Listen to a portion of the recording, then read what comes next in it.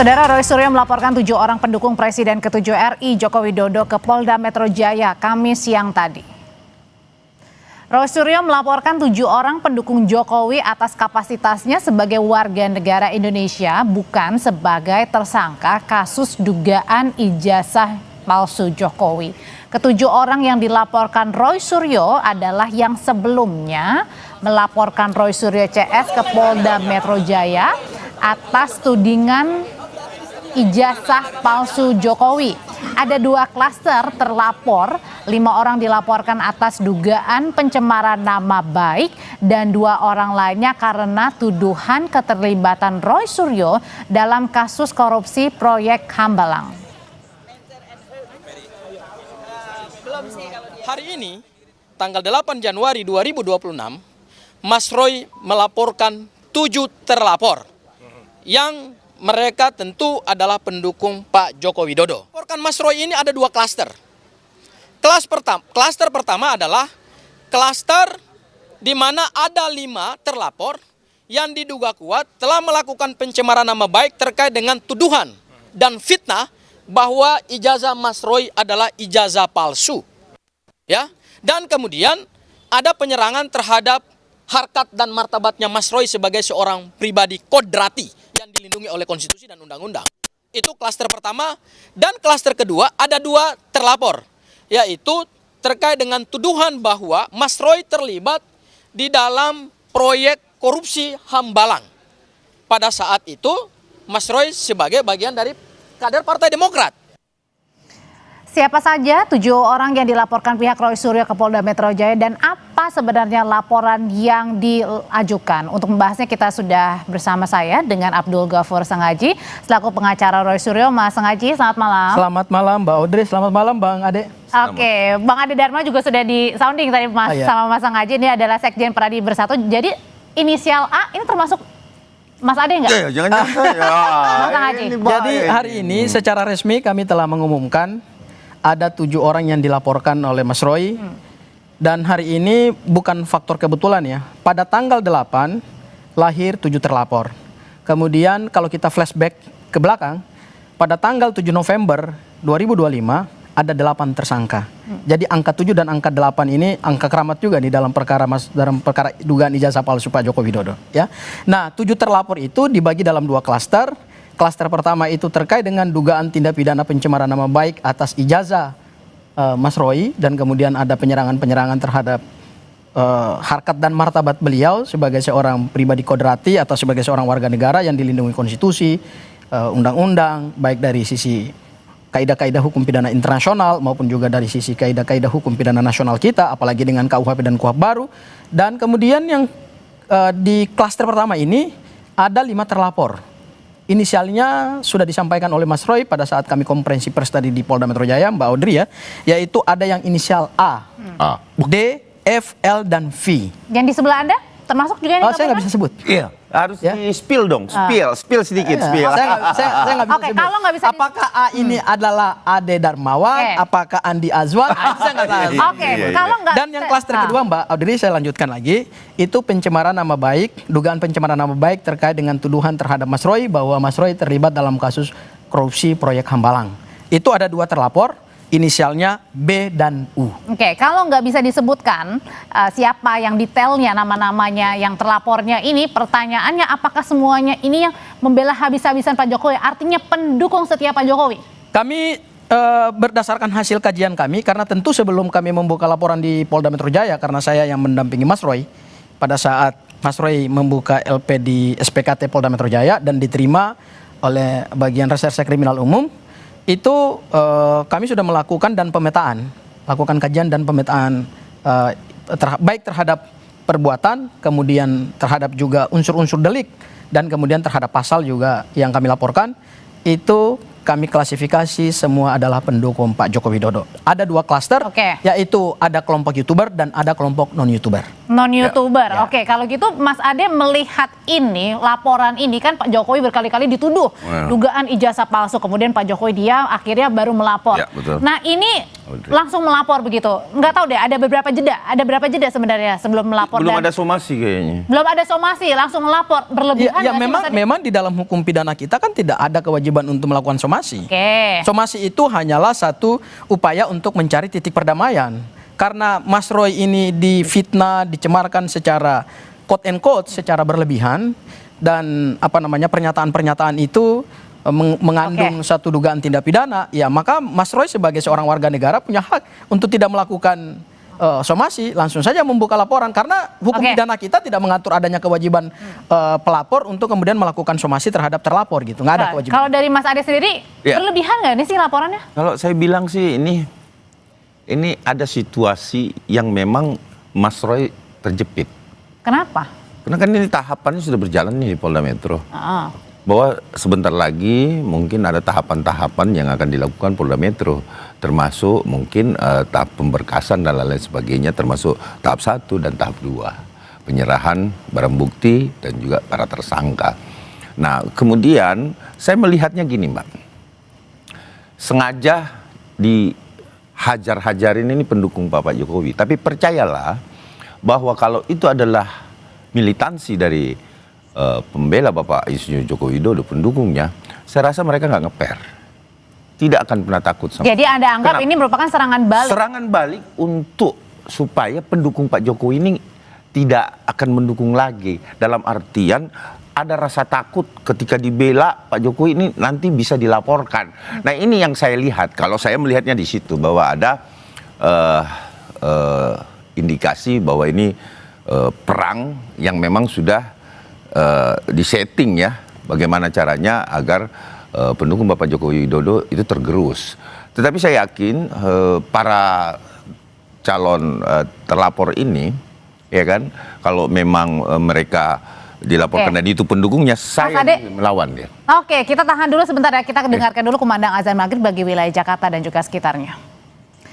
Kita lanjutkan lagi perbincangan sebelumnya. Mas Ade, yang jadi pertanyaan saya adalah pada saat hari ini Mas Roy Suryo melaporkan 7 orang begitu yang menuding dugaan ijazah palsunya Mas Roy, sama juga dengan dugaan kasus korupsi Hambalang.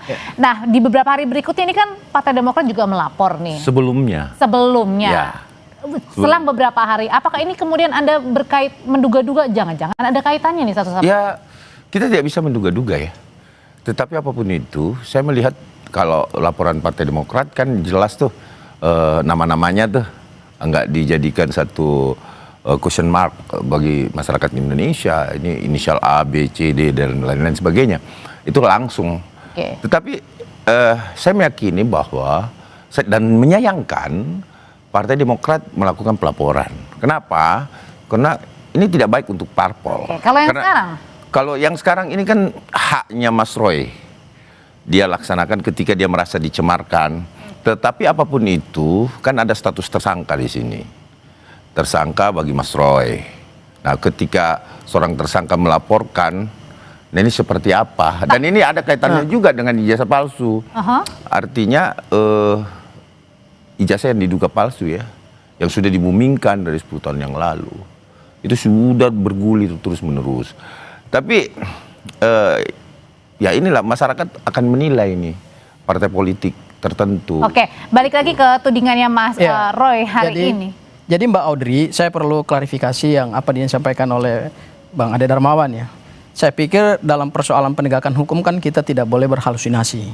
Berhalusinasi itu dalam arti mengkaitkan satu peristiwa hukum dengan apa yang dilakukan oleh Partai Demokrat. Tentu perlu saya klarifikasi bahwa kami selaku tim kuasa hukum Mas Roy yang mendampingi Mas Roy pada saat pemeriksaan, pada saat Mas Roy melaporkan itu di Polda Metro Jaya, itu sama sekali nggak ada kaitannya kok dengan langkah Partai Demokrat, bahwa kemudian beda. Karena gini, di dalam hukum pidana material kita kenal ada namanya kualifikasi delik, ya, dan pasal-pasal yang dilaporkan oleh Partai Demokrat itu berbeda. Yang dilaporkan itu adalah pasal-pasal yang berkaitan dengan berita bohong.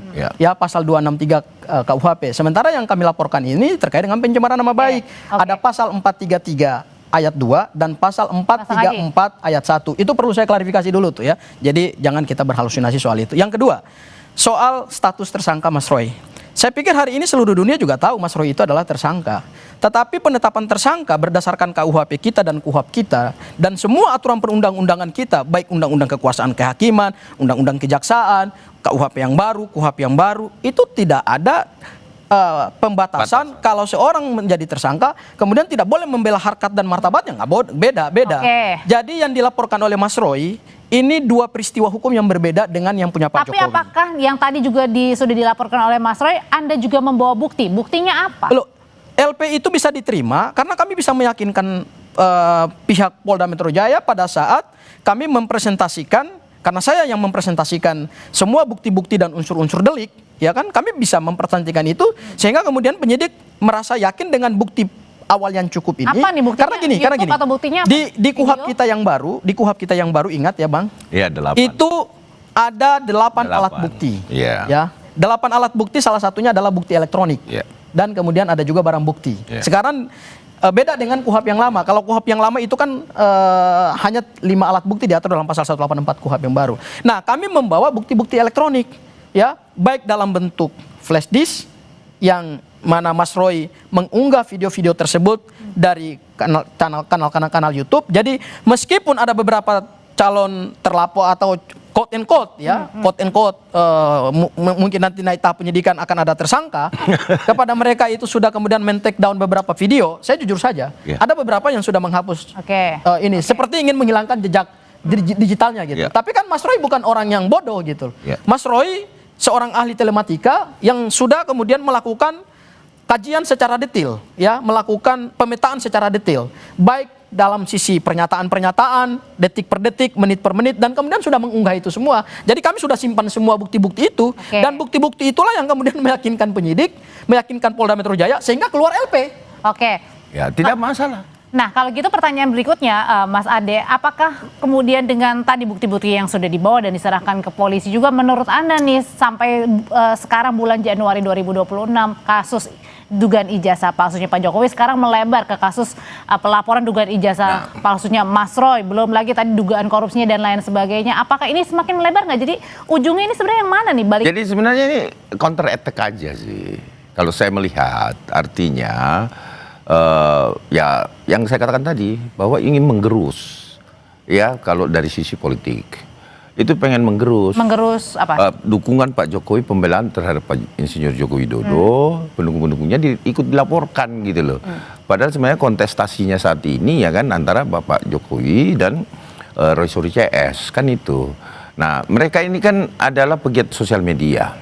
Pegiat sosial media ini adalah mereka mengambil capture, menyatukan, kemudian dijadikan berita, dan itu adalah piring makan anak bangsa kan.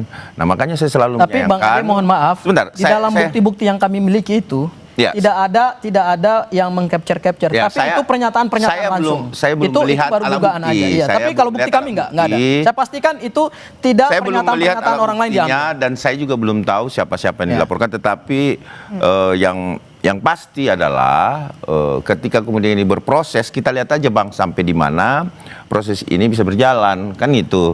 Bahwa kalau kita menyampaikan bahwa ini harus segera naik sidik dan penetapan tersangka kan prematur. Ya kan, sangat prematur. Nah, yang kita tunggu sekarang ini adalah tahapan sebenarnya Mas Roy yang harus segera di P21-kan gitu loh, biar nggak lama. Nah, ini akan menelan korban banyak kalau seperti ini. Berarti jadi gini Mbak Audrey, saya kira kalau persoalan status tersangka Mas Roy itu nggak ada masalah. Kami kan juga pihaknya kan pasif gitu dalam konteks Mas Roy sebagai tersangka. Tapi mungkin dipertanyakan oleh Mas Ade lah, kenapa penyidik yang kemudian harusnya Bang Ade minta ke penyidik, itu satu hal. Hal yang kedua, hal yang kedua adalah ini bukan karena Mas Roy melakukan counter attack, bukan, dan ingin menggerus dukungan Pak Jokowi, tidak. Karena peristiwa hukum itu mau didukung 1000 bahkan jutaan orang sekalipun, tetapi ketika peristiwa pidananya ada, unsur deliknya terpenuhi, pasalnya bisa dipertanggungjawabkan, mau 1 juta orang, mau mau 2 juta orang, mau 100 juta orang mendukung pun penegakan hukum tetap terjadi. Itu yang pertama. Kemudian yang kedua, apa yang dilakukan oleh Mas Roy itu tidak untuk menghambat proses hukumnya terhadap Mas Roy, di mana dugaan ijazah palsu Pak Joko Widodo itu tanda disidik oleh penyidik Polda Metro Jaya. Saya pikir itu hal yang berbeda. Jangan dicampur adukan gitu. Karena setiap peristiwa hukum jadi bukan akan mengulur-ngulur ya? Enggak ada. Kami bukan mengulur tapi counter attack. Enggak, kami juga enggak counter attack. Yang dilakukan oleh Mas Roy Saya adalah melihatnya seperti itu. beliau memperjuangkan harkat dan martabatnya. Apalagi kalau ada Mas Ade ngomong, loh ini laporannya prematur. Ya nanti kita lihat prematur saja. dalam artian laporan bahwa kemudian sudah harus diperkirakan naik sidik. Loh iya dong, kan gini. Kemudian kami masuk ke justru tahap meminta supaya penyidik Polda Metro Jaya penyelidikan dulu, harus kemudian menjunjung dilihat tinggi dulu apakah buktinya masuk asas atau proporsionalitas, tidak, gitu loh. asas imparsialitas. Bang, jadi kita dia tidak boleh, jangan prematur dia tidak menentukan, boleh oh, ini aku menerima harus segera naik sidik. menerima Ini RT harus Pak Jokowi, segera, kemudian menetapkan jadi tersangka.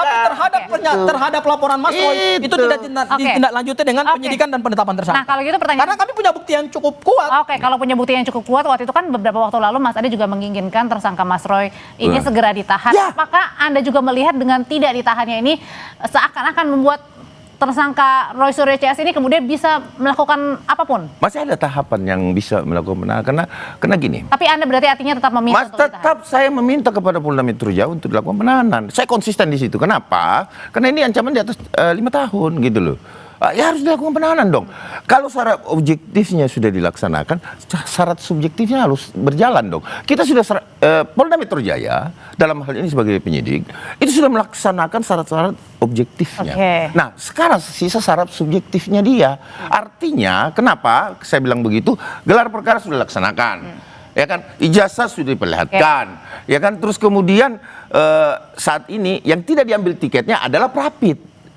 Ya kan, saya menantang Mas Roy untuk mengambil tiketnya lagi. Kan masih ada satu upaya hukum, yaitu Prapit. Iya, untuk menghilangkan status tersangka kalau misalkan memang ini adalah tiket. Tetapi itu tidak dilakukan.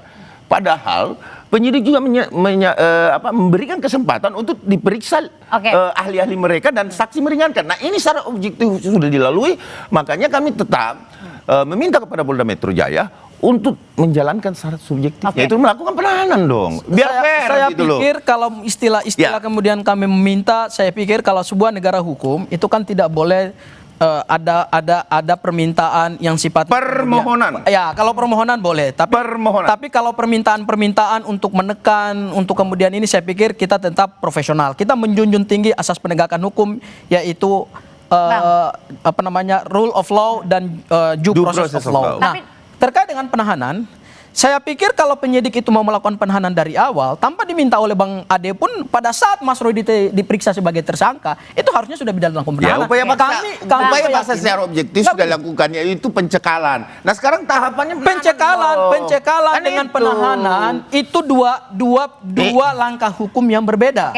Pencekalan itu adalah tindakan administratif di dalam undang-undang keimigrasian menghambat supaya seseorang warga negara, jangankan cuma sebagai tersangka, orang jadi saksi pun juga bisa dicekal juga supaya tidak keluar dari wilayah yurisdiksi Republik Indonesia. Tetapi kalau penahanan itu bagian dari upaya paksa. Nah, itu yang tidak diambil oleh Polda Metro Jaya. Pertanyaannya kenapa tidak diambil oleh Polda Metro Jaya?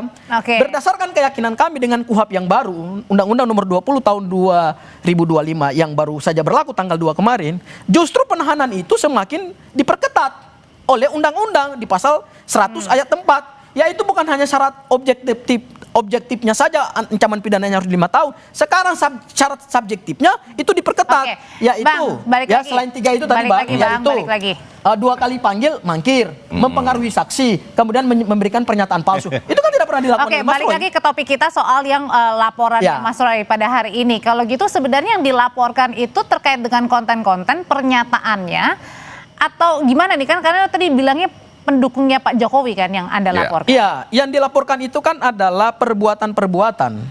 Jadi perbuatan itu kan baik yang dilakukan secara lisan, baik kemudian dilakukan secara langsung, kan ada kualifikasi. Kalau kita bicara delik material itu kan baik perbuatan itu kan maknanya luas.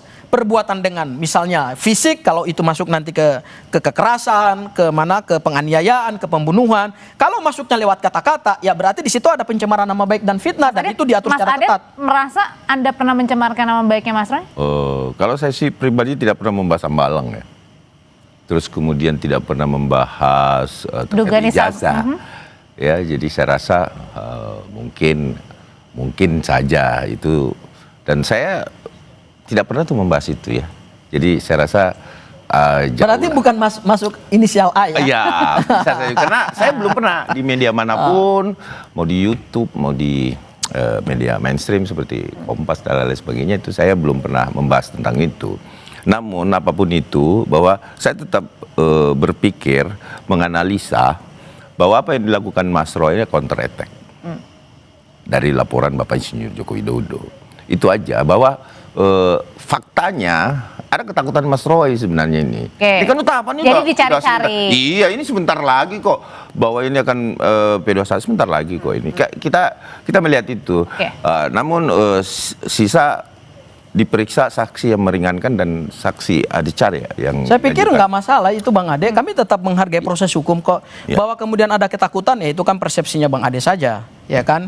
Apa yang dialami oleh Mas Roy kan jadi melebar nggak sih Bang? Nah, kenapa ini melebar? Ini menarik ini. Di tahun 2025 ini kita kan masuk ke di tahun 2026 kita masuk babak baru. Babak barunya adalah ada 7 terlapor.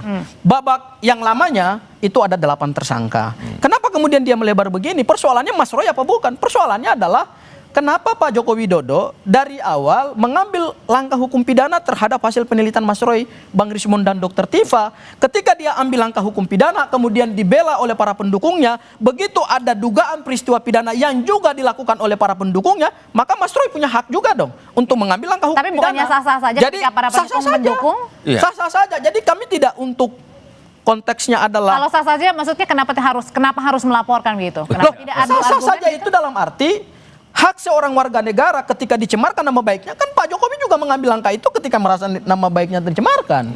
Dan itu sah secara hukum. Begitu juga dengan Mas Roy. Mas Roy juga punya hak hukum yang secara undang-undang melindungi hal tersebut. Artinya ketika ada orang-orang pendukung Pak Joko Widodo, saya kira kalau bukan pendukung Pak Joko Widodo mau siapapun, kalau memang mereka juga melakukan hal yang sama terhadap Mas Roy, pasti juga akan Mas Roy melakukan tindakan yang sama. Saya pikir juga Bang Ade, kalau difitnah juga, kemudian dicemarkan nama baiknya juga, pasti akan melakukan hal, kita akan melakukan melihat langkah hukum publik yang itu sama. Netizen dan lain-lain itu sudah cerdas melihat situasi. Justru Bang, dan saya pikir dengan undang-undang yang baru ini, undang-undang yang baru ini, justru penghinaan dan pencemaran nama baik itu semakin ketat, Mbak. Dahulu di KUHP kita yang lama, dulu kami yang digantikan undang-undang yang baru, bahwa kasus itu pada saat seseorang dilaporkan, kita melaporkan juga bahwa itu adalah counter attack yang biasa menjadi nilai bargaining bagi kita untuk bisa kalau bukan 1011 lah kan gitu. Nah itu biasa dilakukan. Makanya saya anggap bahwa saya yakin betul bahwa teman-teman juga yang dilaporkan akan menghadapi itu. Bahwa kita tidak akan mundur selangkah pun untuk tidak membela Bapak Insinyur Joko Widodo. Itu pernyataan yang gentleman. Sama seperti Mas Roy. Mas Roy juga tidak akan mundur satu langkah pun dalam menghadapi proses hukum ini gitu. Kenapa kami tidak menyebut gini? Kenapa kami tidak menyebut 7 nama itu? Karena kami nggak ingin menciptakan kegaduhan. Baik. Ya, kami menghargai. Kenapa ceritanya sudah gaduh, Bang? Gini, tapi kami tidak menghargai privasi orang. Nanti saja rakyat Indonesia akan tahu pada saat 7 orang itu mulai. Jadi intinya adalah masing-masing kasus hukumnya terus berjalan gitu ya. Terus berjalan dong. Kita menghargai hukum gitu. Apalagi dengan KUHP yang baru, KUHP yang baru, Mbak. Itu pencemaran nama baik itu diatur dalam 5 pasal. Kalau KUHP yang lama itu hanya 3 pasal, 2 pasal, 310, 311. Sekarang 5 pasal. Baik, sudah lebih ketat. Bang Sang Haji, terima kasih Mas Ade, terima kasih. Sama-sama Mbak Audrey.